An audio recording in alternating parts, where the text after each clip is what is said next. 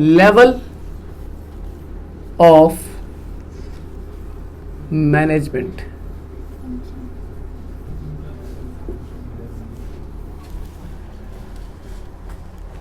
प्रबंध के स्तर। ठीक है, अब जरा ध्यान से समझिए कि मैनेजमेंट जो है उसके ब्रॉडली 3 स्टेज होते हैं। मैं इस तरीके से इसको बनाता हूं क्लियरली समझाने के लिए। ठीक है, 3 स्टेज होते हैं। 4 हो गए? अरे यार गलती हो गई। समझिए, ये मैनेजरियल पीपल होते हैं और ये नॉन मैनेजरियल होते हैं।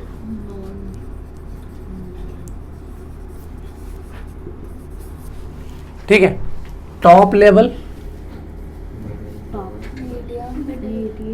मिडिल लेवल, लोअर लेवल,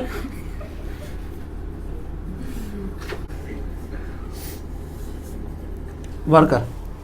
ठीक है जी, देखो मैनेजमेंट तीन ही लेवल होते हैं, top level management, middle level management और लोअर लेवल मैनेजमेंट। जो वर्कर है ना, ये मैनेजरियल नहीं होते, इनको मैनेज किया जाता है।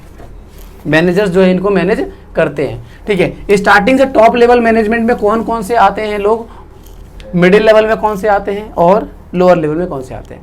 Top level management, board of directors आते हैं, CEO आ सकते हैं, मैनेजर्स के भी कुछ पोस्ट जैसे डेप्यूटी मैनेजर या जनरल मैनेजर ये भी यहाँ पर आती है। ठीक है, और क्या हो सकता है, असिस्टेंट मैनेजर, नहीं ये नहीं आएगा। देखो कौन कौन से टॉप लेवल मैनेजमेंट के अंदर, बोर्ड ऑफ डायरेक्टर हो जाएगा, चीफ एग्जीक्यूटिव ऑफिसर CEO, ठीक है, चेयरमैन आ जाएगा, मैनेजिंग डायरेक्टर आ जाएगा और जनरल मैनेजर आएगा। समझ में आई बात? ठीक है, तो ये जो मैनेजर्स है, ये जो पोस्ट है, ये कहाँ की होती है, टॉप लेवल मैनेजमेंट की होती है। क्वेश्चन इस तरीके से आएगा कि जो है रोहन एक कंपनी के अंदर मैनेजर है, वो कंपनी के अंदर जो है CEO की पोस्ट पर काम करता है, बताइए कौन से लेवल का मैनेजमेंट है। ठीक है, तो कौन, टॉप लेवल। समझ में? तो ये पता होना चाहिए कि टॉप लेवल मैनेजमेंट में कौन सी पोस्ट आती है। ठीक है, मिडिल लेवल में देख लो जरा, डिपार्टमेंटल मैनेजर मिडिल लेवल के अंदर आ जाएगा आपका।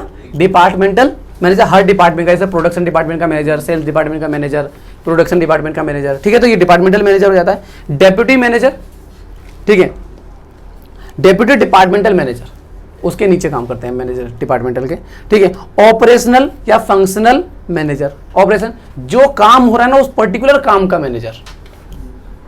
जैसे अगर प्रोडक्शन के अंदर भी पैकिंग कहीं हो रही है, प्रोडक्शन एक प्रोसेस कहीं और बन रहा है, कुछ और कहीं और बन रहा है, तो हर एक काम का, छोटे छोटे काम का जो है एक मैनेजर होगा। ठीक है, तो ये भी एक मैनेजर हो सकता है। ठीक, ये डिपेंड करता है कि आपका ऑर्गेनाइजेशन कितने बड़े लेवल पे काम कर रहा है। ज़्यादा बड़े लेवल पे काम कर रहे हो तो ज़्यादा मैनेजर्स रखने पड़ेंगे। ठीक है ना। और तीसरे नंबर पे लोअर लेवल में सिर्फ 2 ही आते हैं, सुपरवाइजर और फोरमैन। क्या?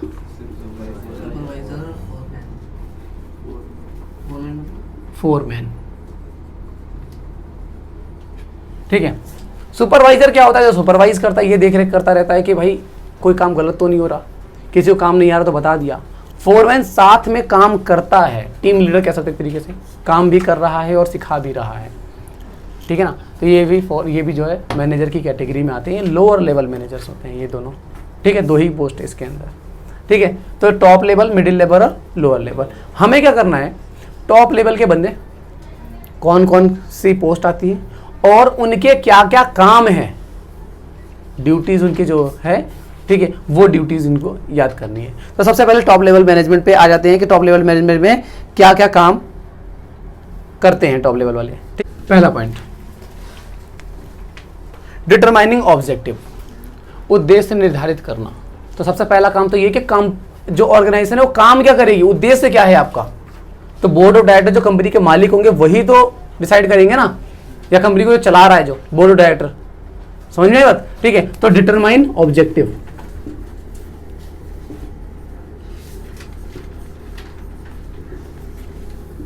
Second point, determine policies. अब इन ऑब्जेक्टिव्स को पूरा करने के लिए कौन कौन सी पॉलिसीज बनाई जाएंगी ताकि जो है वो ऑब्जेक्टिव जो है अचीव किए जा सकें। अब जैसे मान के चलिए ऑब्जेक्टिव ये रखा गया कि हमारे इस साल के एंड तक जाते जाते हमें कम से कम 2 करोड़ रुपए की सेल लेकर के जानी है अपनी।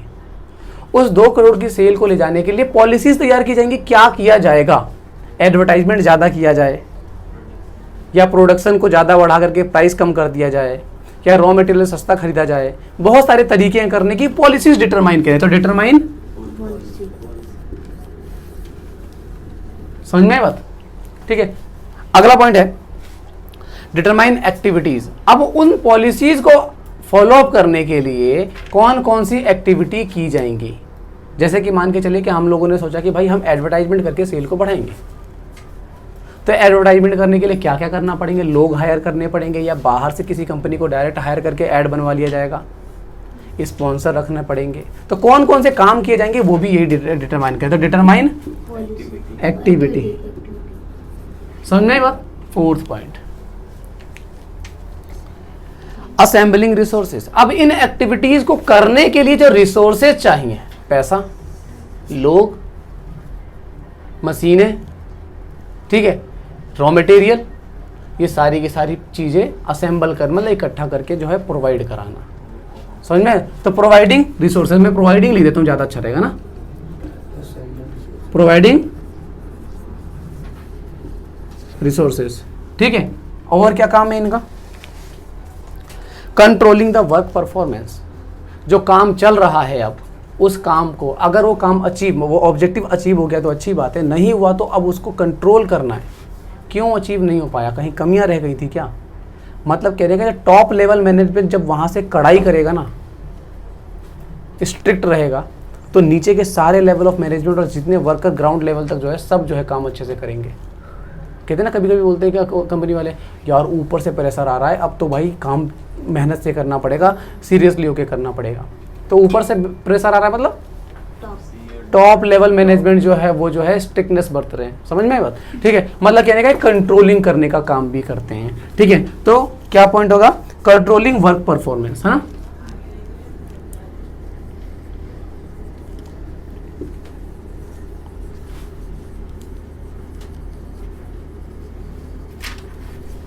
समझ में आई बात? ठीक है, 5 पॉइंट हो गया हमारे इसके टॉप लेवल। एक और पॉइंट हो जाता है अप्रूविंग बजट। किस डिपार्टमेंट को कितना पैसा देना है काम करने के लिए, ठीक है, या कितने रिसोर्सेज देने हैं काम करने के लिए, वो भी जो है आपका क्या है, टॉप लेवल मैनेजमेंट के वर्क में ही आ जाता है। तो 6 पॉइंट हो जाएगा आपका अप्रूविंग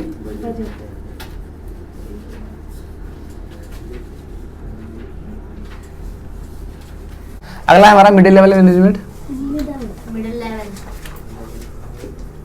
मिडिल लेवल मैनेजमेंट के अंदर हम लोगों फंक्शन देखेंगे। हम लोगों ने पोस्ट के बारे में बात कर ली थी, कौन कौन से थे। डिपार्टमेंटल मैनेजर था, ठीक है, डेप्यूटी मैनेजर था, ऑपरेशनल मैनेजर था, फंक्शनल मैनेजर थे, ठीक है। ये आते हैं आपके मिडिल लेवल मैनेजर के अंदर, ठीक है। अब इनके क्या क्या काम होते हैं? तो पहला काम तो ये रहेगा आपका इंटरप्रेटिंग पॉलिसीज, नीतियों की व्याख्या करना। जो टॉप लेवल मैनेजमेंट वाले जो रूल्स एंड रेगुलेशन या जो पॉलिसीज बनाते हैं ना, उनको ये नीचे वाले लेवल में के मैनेजमेंट को जो है वो इंप्लीमेंट करते हैं। जैसे आप अगर अपने स्कूल के अंदर देखो तो स्कूल में सबसे ऊपर हेड पे आपका प्रिंसिपल होता है, फिर उसके बाद टीचर होते हैं, है ना, और उसके बाद स्टूडेंट्स होते हैं, है ना, स्टूडेंट होते हैं। जो पॉलिसीज बनाई जाती है वो किसके लिए बनाई जाती है? स्टूडेंट्स के लिए। टीचर क्या करते हैं? उनको उन पॉलिसीज को यहाँ पे इंटरप्रेट करते हैं, बताते हैं, है ना। तो इस तरीके से समझ सकते हो प्रिंसिपल टॉप लेवल मैनेजमेंट के अंदर आ गए तो उनका क्या काम होता है? ऑब्जेक्टिव डिसाइड करना। जितने हम लोगों ने टॉप लेवल मैनेजमेंट की बात करी थी ना, जितनी, वो सारी पॉइंट यहाँ पे सेट हो जाएंगे, तुम पढ़ के देखना, ठीक है ना। उसके बाद मिडिल लेवल मैनेजमेंट में आ गए आपका टीचर। तो ये जो है यहाँ पे जो पॉलिसीज बनाते हैं वो टीचर्स को बता देते हैं, और टीचर्स क्या करते हैं, जाकर के इंटरप्रेट कर व्याख्या करते हैं बच्चों के सामने कि भाई ये पॉलिसीज बनाई गई है स्कूल के अंदर। समझ में आई बात? सेम इसी तरीके से किसी ऑर्गेनाइजेशन के अंदर जो है मिडिल लेवल मैनेजमेंट वाले क्या करते हैं कि जो टॉप लेवल वाले मैनेजमेंट वाले जो पॉलिसीज तैयार करते हैं वो वर्कर्स को या सुपरवाइजर्स को जो है व्याख्या करते हैं, समझाते हैं कि भाई ये जो है पॉलिसीज बनाई गई है, ठीक है।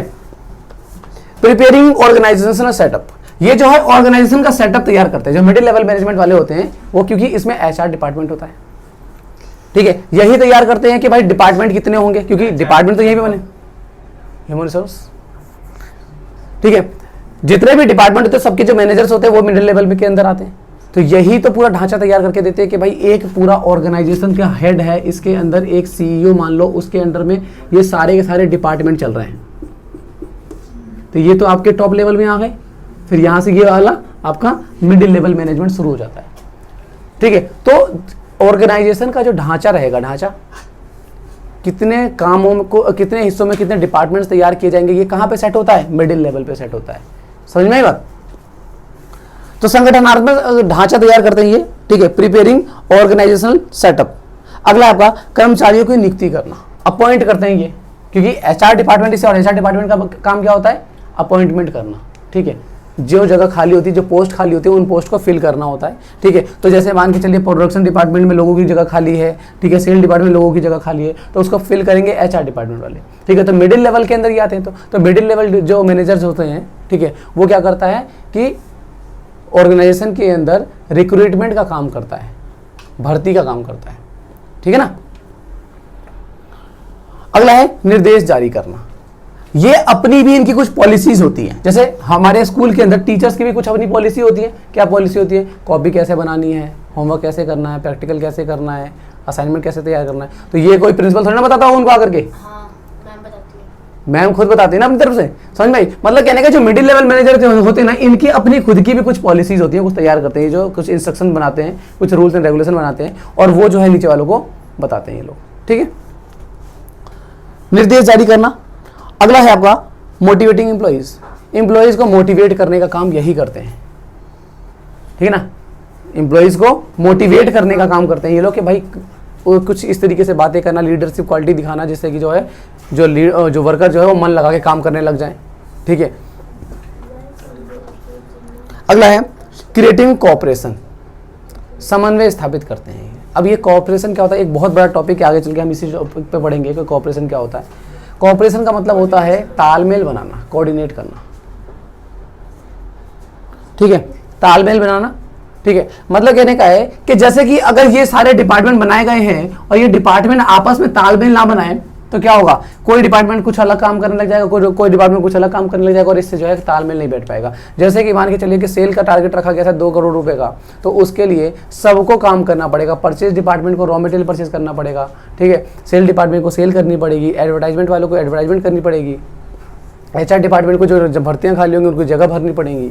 तो सबको एक साथ काम करना पड़ेगा ना। अगर मान लो परचेज वाला परचेज करके बैठा हुआ है, प्रोडक्शन वाला माल ही नहीं बना रहा, तो काम तो रुक जाएगा ना। आपस में तालमेल बना के चलना पड़ेगा ना। या फिर कोई स्लो हो गया, स्लोली काम कर रहा है, समझ में आई बात? तो कोऑर्डिनेट करने में भी इनका ही हाथ होता है। हर डिपार्टमेंट के हेड होते हैं मैनेजर्स, और वो आपस में एक दूसरे के साथ कोऑर्डिनेट करते हैं। ठीक है, आ जाते हैं हम लोग लोअर लेवल मैनेजमेंट पे।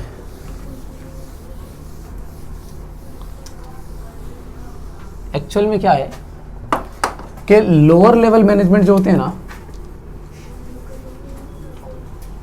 ये वर्कर ही होते हैं एक तरीके से, कि ये काम भी करते हैं। तो इसके अंदर 2 ही आते हैं। एक आता है आपका सुपरवाइजर, ठीक है, और एक होता है फॉरमैन। सुपरवाइजर तो सिर्फ सुपरवाइजिंग करने के लिए रहता है, इसलिए काम नहीं करते हैं। फॉरमैन साथ में ही काम करता है। ठीक है, सुपरवाइजर का क्या काम हो सकता है? सुपरवाइज करना, देखते रहना कि भाई काम गलत तो नहीं हो रहा, ठीक है, कहीं जो रॉ मटेरियल है उसका वेस्टेज तो नहीं हो रहा है, मशीनों का ओवर यूटिलाइजेशन तो नहीं हो रहा, कहीं ऐसा तो नहीं कोई मशीन खराब हो गई है, लेबर खाली बैठी हुई है, वर्किंग इन्वायरमेंट पूरा बन रहा है कि नहीं बन रहा है, काम रुक तो नहीं रहा है, काम स्लो तो नहीं हो रहा है। हर चीज़ का सुपरवाइजर देख रेख करते रहता है ये। फोरमैन क्या होता है? काम को करना, तरीका बताता है। कोई काम अटक गया एकदम से, किसी से नहीं हो रहा है, कोई लेबर समझ में नहीं आ रहा भाई ये काम अब कैसे हो, तो उस समय फोरमैन हेल्प करता है किस तरीके से काम करना है। ठीक है, तो ये भी एक तरीके से मैनेजर की ही पोस्ट के अंदर आते हैं। ठीक है, बट ये सबसे लोअर लेवल के मैनेजर्स होते हैं। ठीक है, क्या काम है? सबसे पहला सबमिटिंग वर्कर्स ग्रीवेंस, श्रमिकों की पीड़ा को प्रेषित करना। जो लेबर होती है ना, ये टॉप लेवल मैनेजमेंट हो गया, ये आपका बड़ा सा होता है सबसे ज़्यादा। ठीक है, और इसके नीचे जो लोअर लेवल मैनेजमेंट होता है, इनकी जो परेशानी होती है वर्कर की, क्या? क्योंकि ये लोग वर्कर के साथ रहते हैं हमेशा। कौन? जो लोअर लेवल मैनेजमेंट जो होते हैं, सुपरवाइजर फॉरमैन होते हैं, ये वर्कर के ही साथ रहते हैं। तो वर्कर्स की जो परेशानियां होती है, वो परेशानियों को क्या करते हैं? टॉप लेवल मिडिल लेवल तक पहुंचाते हैं। ठीक है, अब कोई वर्कर कह रहा है कि भाई यहाँ पे तो बिजली नहीं आती, या फिर यहाँ पे लेदर की फैक्ट्री हम लोग काम करते हैं, स्मेल आती है बहुत ज़्यादा, ठीक है, हमारे लिए कुछ इलाज करो, या गर्मी बहुत ज़्यादा लगती है, ठीक है। तो इन सब चीज़ों के लिए तो ये सब चीज़ें वो क्या करेंगे, सुपरवाइजर क्या करेगा, मिडिल लेवल से बोलेगा, मिडिल लेवल का किससे बोलेंगे, अगर खुद सॉर्ट आउट कर सकता है तो खुद सॉर्ट आउट कर देगा, नहीं तो टॉप लेवल तक पहुँचा देगा। समझ में आई बात, ठीक है। उचित कार्य का वातावरण सुनिश्चित करता, ठीक है, ये इंश्योर करते हैं सुपरवाइजर कि वहाँ पे जो वर्क एनवायरनमेंट है वो प्रॉपर है, वो बना हुआ है, काम करने लायक एनवायरनमेंट बना हुआ है, ठीक है। अगला है श्रमिकों की सुरक्षा निश्चित करना, ensuring safety of workers, worker की सेफ्टी का ख्याल रखना, ठीक है। मशीनों पे काम कर रहे हैं, ठीक है, कोई मशीन ज़्यादा खतरनाक हो गई है, ख़राब हो गई है मशीन, नट बोल्ट ढीले हो गए हैं, चेंज करवाओ या उसको ठीक करवाओ। तो जो लेबर है उनकी जो सेफ्टी का ख्याल रखते हैं ये लोग, ठीक है, किस तरीके से मशीन चलाएंगे ताकि जो है वो सेफली चला पाएंगे, ठीक है, इस चीज़ का भी ये लोग हेल्प करते हैं, बताते हैं वो लोग। मिडिल लेवल मैनेजमेंट की हेल्प करते हैं ये, किस तरीके से, जब मिडिल लेवल मैनेजमेंट कोई पॉलिसी फॉर्मुलेट कर रहा होता है या कोई चेंजेस लाने की बात कर रहा होता है, तो उस समय पे सुपरवाइजर फोरमैन को बुला करके उनसे पूछा जाता है कि तुम बताओ किस तरीके से जो है हम लोग मैनेजमेंट करें, क्योंकि जो सुपरवाइजर फोरमैन होता है वो हमेशा लेबर के साथ रहते हैं, तो उनको पता होता है कि लेबर क्या चाहती है, किस तरीके से काम करते हो, किस टाइप की लेबर हमारे पास है, ठीक है। तो वो पॉलिसीज़ को बनाने में ज़्यादा अच्छा एडवाइस दे पाते हैं और इससे मैनेजर क्या है, अच्छी पॉलिसीज़ तैयार कर पाते हैं। समझ में आएगा, तो ये मैनेजर्स की हेल्प करते हैं ये लोग, ठीक है, मिडिल लेवल की। अगला है आपका इनवाइटिंग सजेशन, इनसे सजेशन इनवाइट किया जाता है। किस तरीके से सजेशन इनवाइट किए जाते हैं, ये जो इनको बुला करके इनसे ही पूछा जाता है कि भाई आप ही बताओ कि किस तरीके से की पॉलिसीज हम बनाएं ताकि आपके वर्कर जो हैं, आपके अंडर में काम करने वाले वर्कर जो हैं वो अच्छे से काम करें और अच्छा आउटपुट हमारा निकल के आए। सजेशन लेने के काम आते हैं ये। सुपरवाइजर क्या करते हैं, सजेशन देते हैं टॉप लेवल और मिडिल लेवल मैनेजमेंट को, ठीक है जी। अगला है अच्छे मानवीय संबंधों का निर्माण कर, creating better human relation, human relations को बेटर बनाते हैं ये।